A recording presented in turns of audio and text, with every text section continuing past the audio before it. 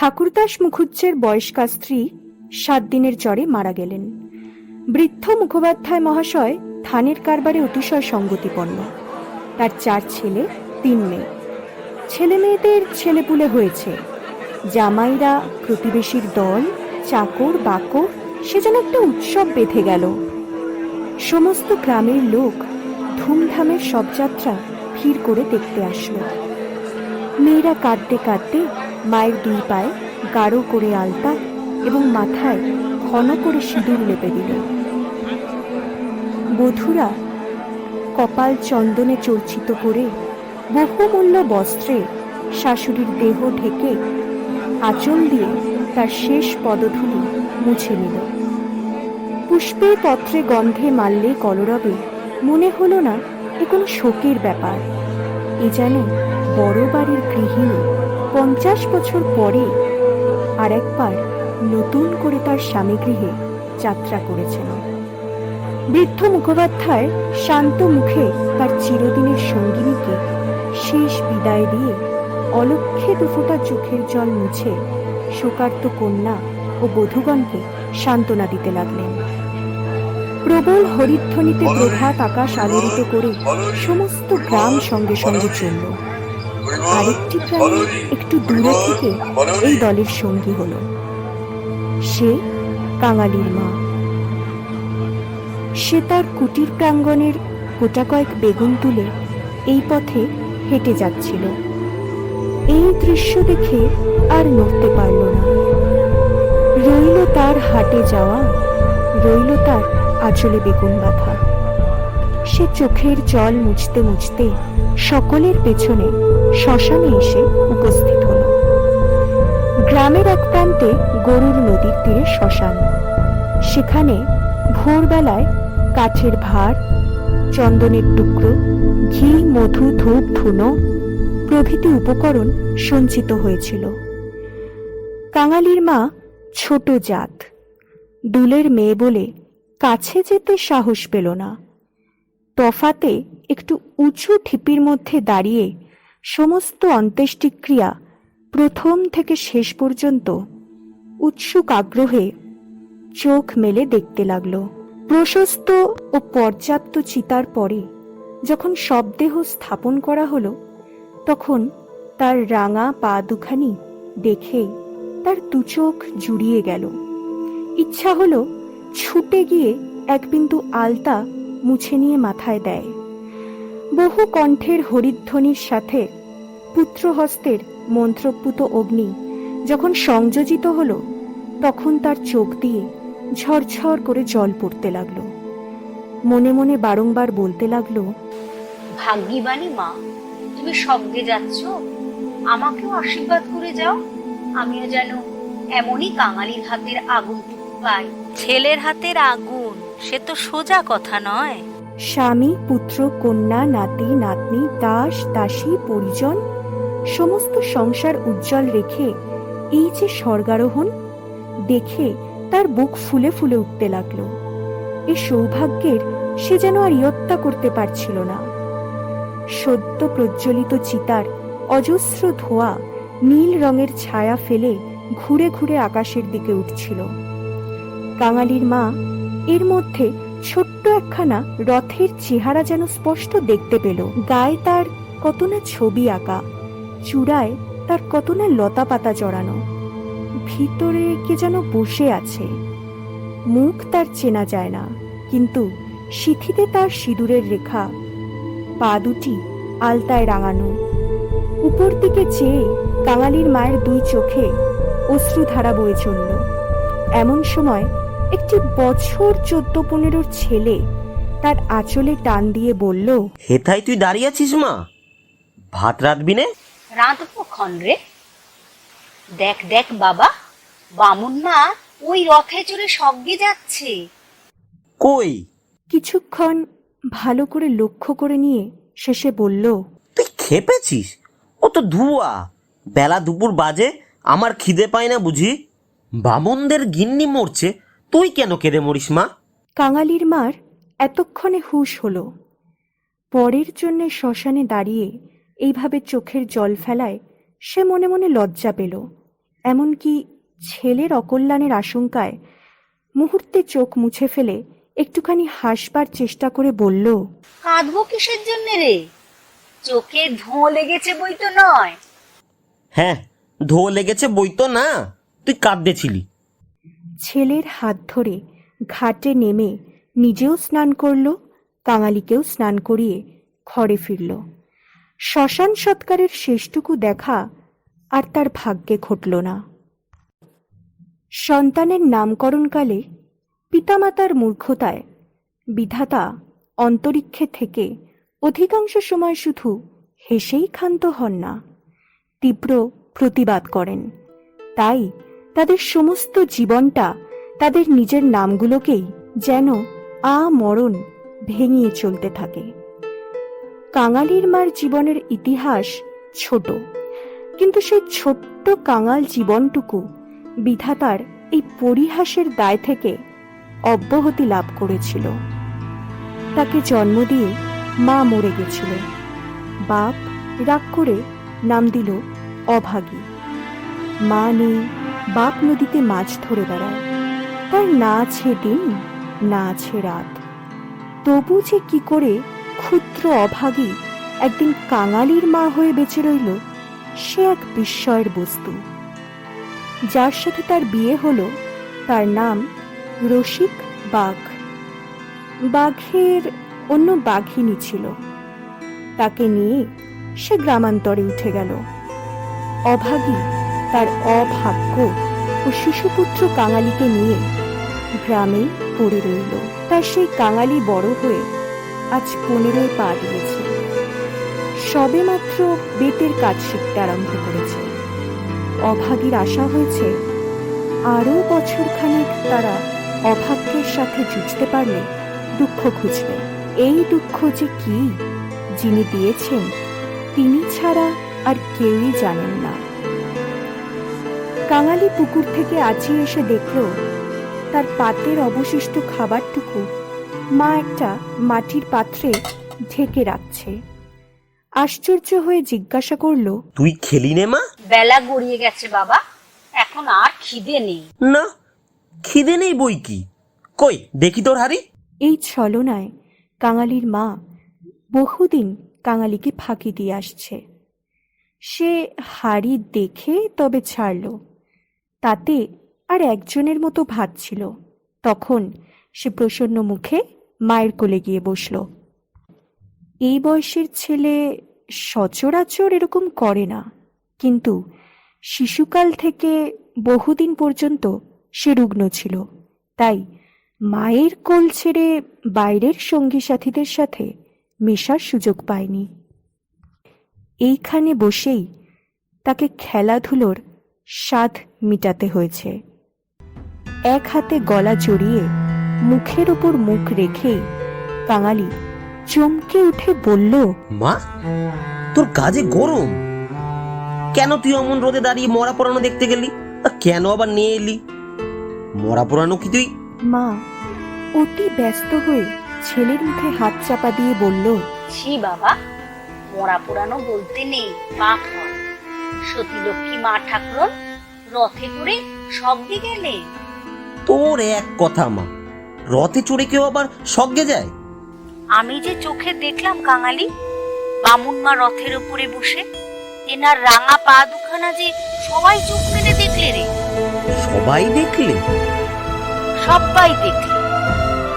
মাকে বিশ্বাস করাই তার অভ্যাস। বিশ্বাস করতেই সে শিশুকাল থেকে শিখেছে। সেই মা যখন বলছে সবাই এত বড় ব্যাপার দেখেছে, তখন অবিশ্বাস করবার আর কিছুই নেই। তাহলে তুইও তোমার স্বর্গে যাবি? বিন্দির মা সেদিন রাখালের পিসিকে বলতেছিল, ক্যাংলার মার মতো সতীলক্ষ্মী আর দুলে পারায়নি। কাঙালির মা চুপ করে রইল।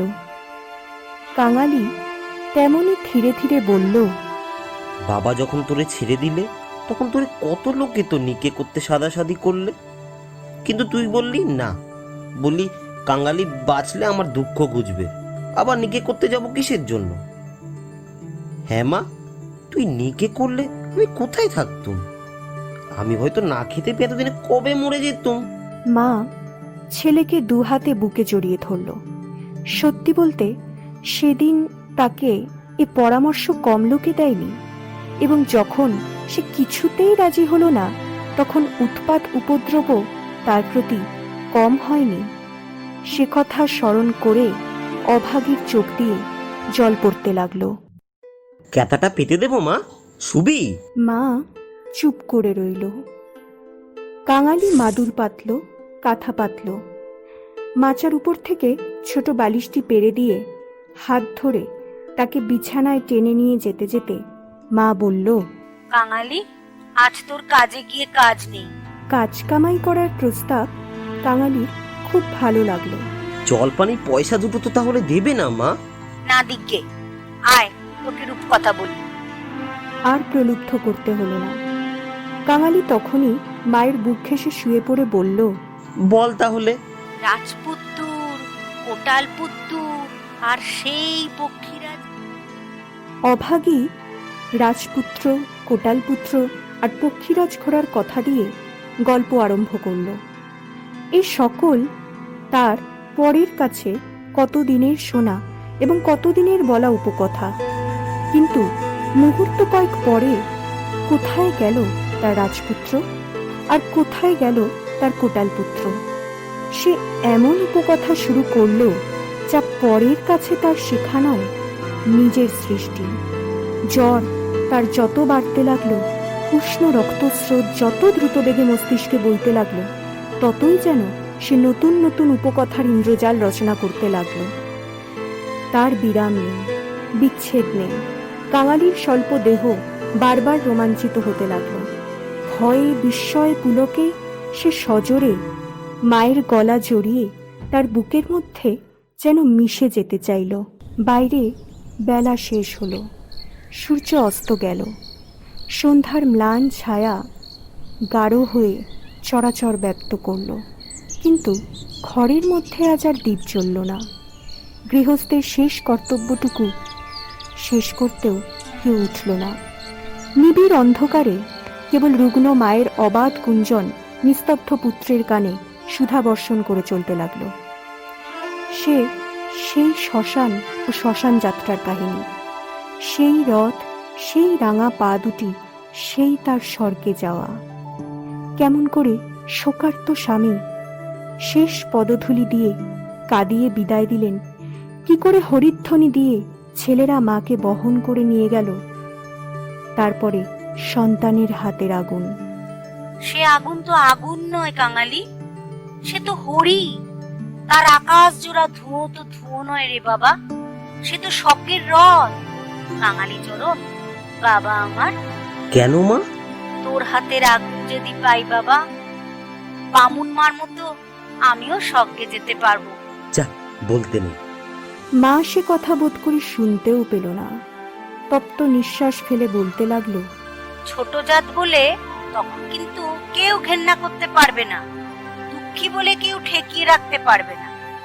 ইস, ছেলের হাতের আগুন, রথকে যে আসতেই হবে।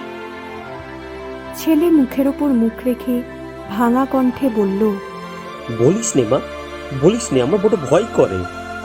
আর দেখ কাঙালি, তোর বাবাকে একবার ধরে আনি, অমনি যেন পায়ের ধুলো মাথায় দিয়ে আমাকে বিদায় দেয়। অমনি পায়ে আলতা, মাথায় সিঁদুর দিয়ে। কিন্তু কে বা দেবে? তুই দিবি না রে কাঙালি? তুই তো আমার ছেলে, তুই আমার মেয়ে, তুই আমার সব। অভাগীর জীবননাট্যের শেষ অঙ্ক পরিসমাপ্ত হতে চলল। বিস্তৃতি বেশি নয়, সামান্যই। বোধ করি 30টা বছর আজও পার হয়েছে কি হয়নি। শেষও হলো তেমনি সামান্যভাবে। গ্রামে কবিরাজ ছিল না, ভিন্ন গ্রামে তার বাস। কাঙালি গিয়ে কান্নাকাটি করল, হাতে পায়ে পড়ল, শেষে ঘটি বাধা দিয়ে তাকে 1 টাকা প্রণামী দিল। তিনি এলেন না, গোটাচারেক বড়ি দিলেন। তার কত কি আয়োজন, খল, মধু, আদার সত্ত্ব, তুলসী পাতার রস। কাঙালির মা ছেলের প্রতি রাগ করে বলল, কেন তুই আমাকে না বলে ঘটি বাধা দিতে গেলি বাবা?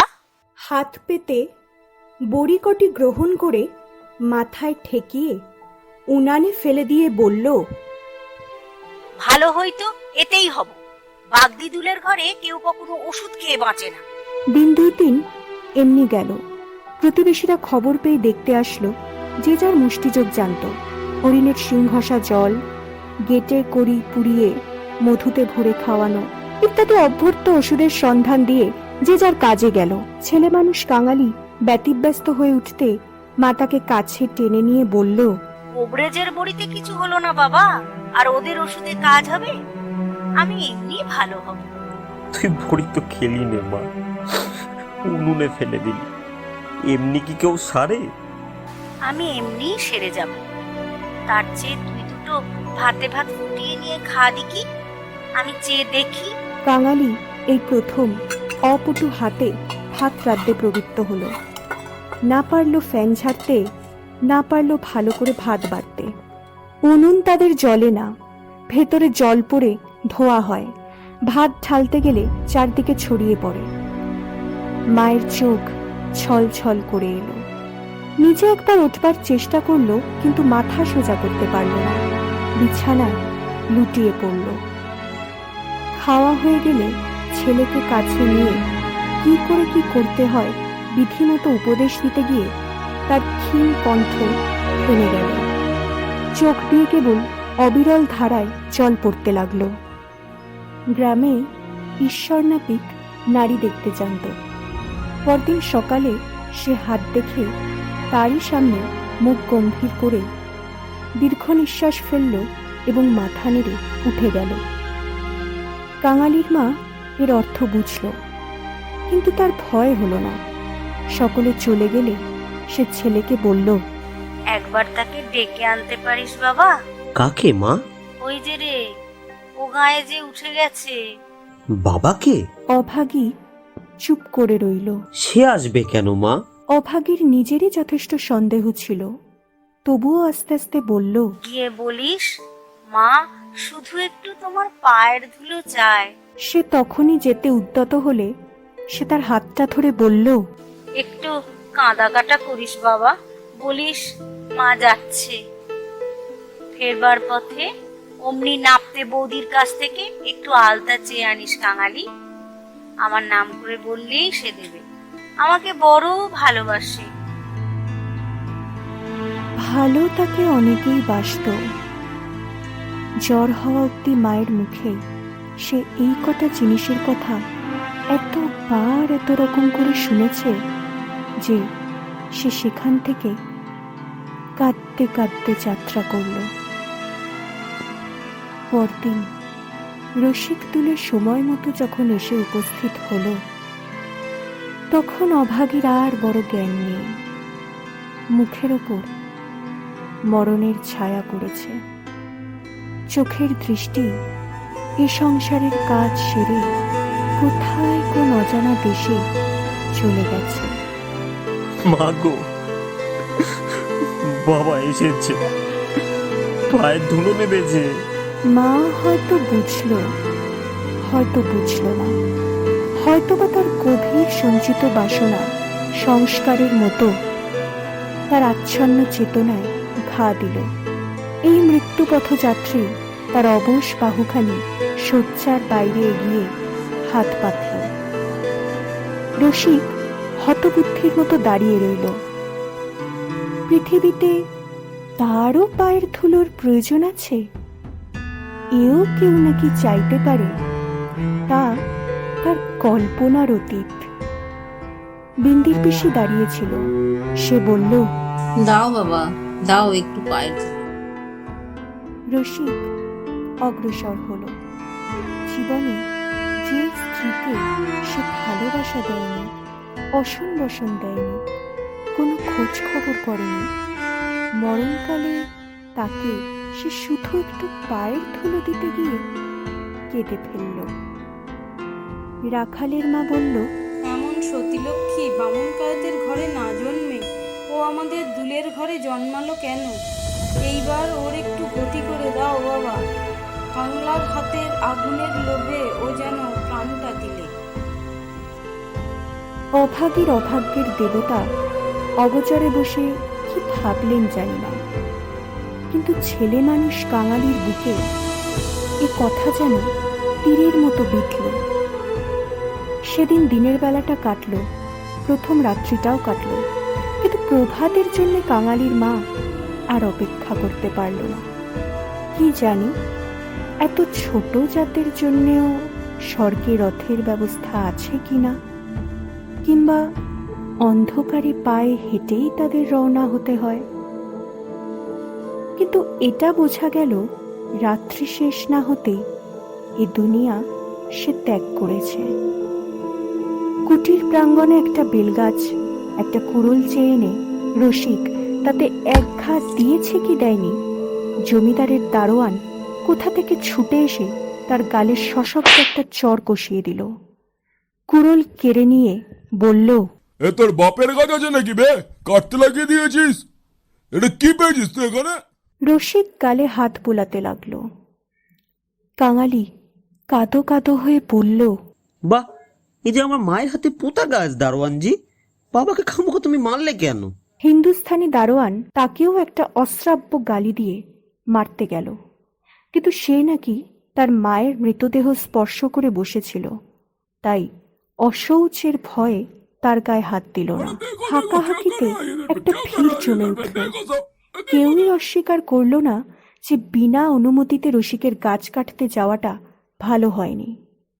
তারাই আবার দারোয়ানজির হাতে পায়ে পড়তে লাগলো। তিনি অনুগ্রহ করে যেন একটা হুকুম দেন, কারণ অসুখের সময় যেই দেখতে এসেছে কাঙালির মা তারই হাত ধরে তার শেষ অভিলাষ ব্যক্ত করে গেছে। দারোয়ান ভোলবার পাত্র নয়, সে হাত মুখ নেড়ে জানালো, अबे मेरे को उल्लू बनाएगा? हाँ मेरे को उल्लू? साला ये सब चालाकी इधर पे चलবে না, আমার কাছে চলবে না এসব চালাকি। জমিদার স্থানীয় লোক নন। গ্রামে তার একটা কাছারি আছে, গোমস্তা অধর রায় তার কর্তা। লোকগুলো যখন হিন্দুস্থানিটার কাছে ব্যর্থ অনুনয় বিনয় করতে লাগলো, কাঙালি ঊর্ধ্বশ্বাসে দৌড়ে একেবারে কাছারি বাড়িতে এসে উপস্থিত হলো।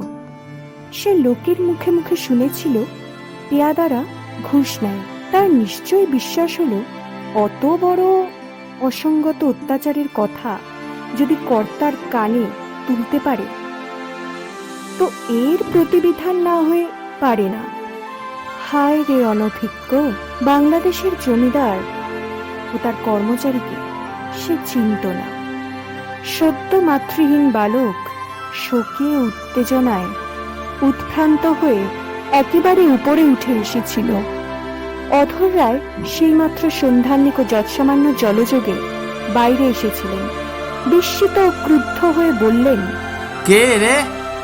আমি কাঙালি, দারোয়ানজি আমার বাবাকে মেরেছে। বেশ করেছে, হারামজাদা খাজনা দেয়নি বুঝি? না বাবু মশাই, বাবা গাছ কাটতে ছিল, আমার মা মরেছে।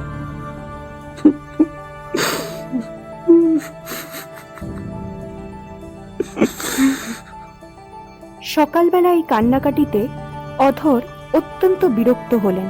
ছোঁড়াটা মরা ছুঁয়ে এসেছে, কি জানি এখানকার কিছু ছুঁয়ে টুয়ে ফেললো নাকি। মা মরেছে তো নিচে নেবে না? ওরে কি আছিস রে? এখানে একটু গোবর জল ছড়িয়ে দে। কি জাতের ছেলে তুই? কাঙালি সভয় উঠোনে নেমে দাঁড়িয়ে বলল, আমরা দুলে। দুলে? দুলের মরার কাঠ কি হবে শুনি? মাঝে আমাকে আগুন দিতে বলে গেছে। তুমি জিজ্ঞাসা করো না বাবু মশাই, মাঝে সবাইকে বলে গেছে, শখ করলে শুনেছে যে। মায়ের কথা বলতে গিয়ে তার অনুক্ষণের সমস্ত অনুরোধ উপরোধ মুহূর্তে স্মরণ হয়ে কণ্ঠ যেন তার কান্নায় ফেটে পড়তে চাইল। মাকে পড়াবি তো গাছের দাম 5 টাকা আনগে, পারবি? কাঙালি জানত তা অসম্ভব। তার উত্তরীয় কেনবার মূল্যস্বরূপ তার ভাত খাওয়ার পেতলের কাশিটি বিন্দির পিসি 1 টাকায় বাধা দিতে গিয়েছে। সে চোখে দেখে এসেছে। সে ঘাড় নেড়ে বলল, না। অধর মুখখানা অত্যন্ত বিকৃত করে বললেন, না তো মাকে নিয়ে নদী চড়ায় পুঁতে ফেলগে যা। কার বাবার কাছে তোর বাপ কুড়ুল ঠেকাতে যায়, বাজি হতভাগা নচ্ছার। সে যে আমাদের উঠোনের গাছ বাবু মশাই, সে যে আমার মায়ের হাতের পোতা গাছ। হাতে পোতা গাছ? পারে বেটাকে গলা ধাক্কা দিয়ে বার করে দিত। আরে এসে গলা ধাক্কা দিল এবং এমন কথা উচ্চারণ করলো যা কেবল জমিদারের কর্মচারীরাই পারে। কাঙালি ধুলো ছেড়ে উঠে দাঁড়ালো, তারপর ধীরে ধীরে বের হয়ে গেল। কেন যে সে মার খেলো, কি তার অপরাধ, ছেলেটা ভেবেই পেল না। গোমস্তার নির্বিকার চিত্তে তাক পর্যন্ত পড়ল না। পড়লে এই চাকরি তার জুটত না। বললেন, পরেশ, দেখ তো হে এ বেটার খাসদা বাকি পড়েছে কিনা। থাকে তো জাল টাল কিছু একটা কেড়ে এনে রেখে দে, হারামজাদা পালাতে পারে।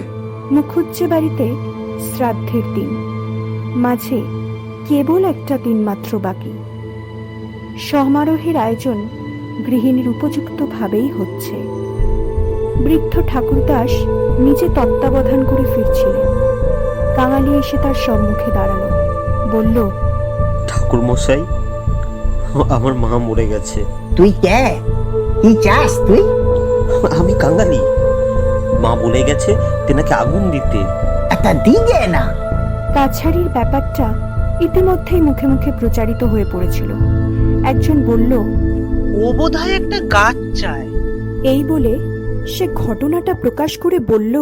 মুখুজ্জে বিস্মিত ও বিরক্ত হয়ে বললেন, শোনো আবদার, আরে আমারই কাঠের কত দরকার, কাল বাদে পরশু কাজ। এই যা যা, এখানে কিচ্ছু হবে না, এখানে কিচ্ছু হবে না। ভট্টাচার্য মশাই অদূরে বসে ফর্দ করছিলেন। তিনি বললেন, তোদের যেতে কে আবার কবে পোড়ায় রে? যা, মুখে একটু নুড়ো জেলে দিয়ে নদীর চড়ায় মাটি দেখে। মুখোপাধ্যায় মহাশয়ের বড় ছেলে ব্যস্ত সমস্তভাবে এই পথে কোথায় যাচ্ছিলেন। তিনি কান খাড়া করে একটু শুনে নিয়ে বললেন, দেখছেন ভট্টাচার্য মশাই, সব ব্যাটারি এখন বামুন কায়েদ হতে চায়। বলে কাজের ঝুঁকে কোথায় চলে গেল। কাঙালি আর প্রার্থনা করল না। এই ঘণ্টা দুয়েকের অভিজ্ঞতার সংসারে সে যেন একেবারে পুরো হয়ে গিয়েছিল। নিঃশব্দে ধীরে ধীরে তার মরা মায়ের কাছে গিয়ে উপস্থিত হল। নদীর চরে গর্ত খুঁড়ে অভাগীকে শোয়ানো হলো।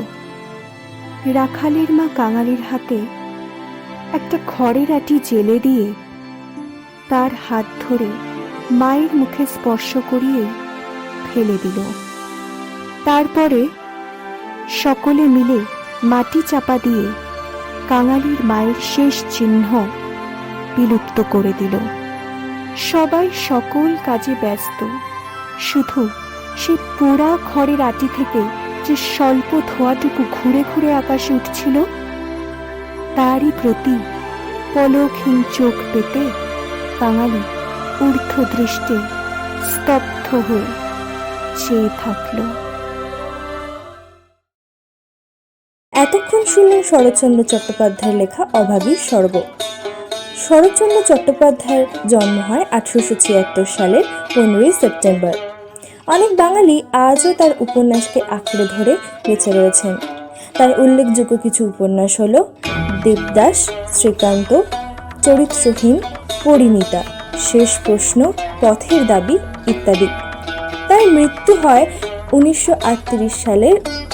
অভাগীর স্বর্গ গল্পটি শরৎচন্দ্র চট্টোপাধ্যায়ের কিশোর গল্প বইটি থেকে সংগৃহীত করা হয়েছে। আজকের আমাদের উপস্থাপনা আপনাদের ভালো লেগে থাকলে লাইক, কমেন্ট এবং সাবস্ক্রাইব করতে ভুলবেন না।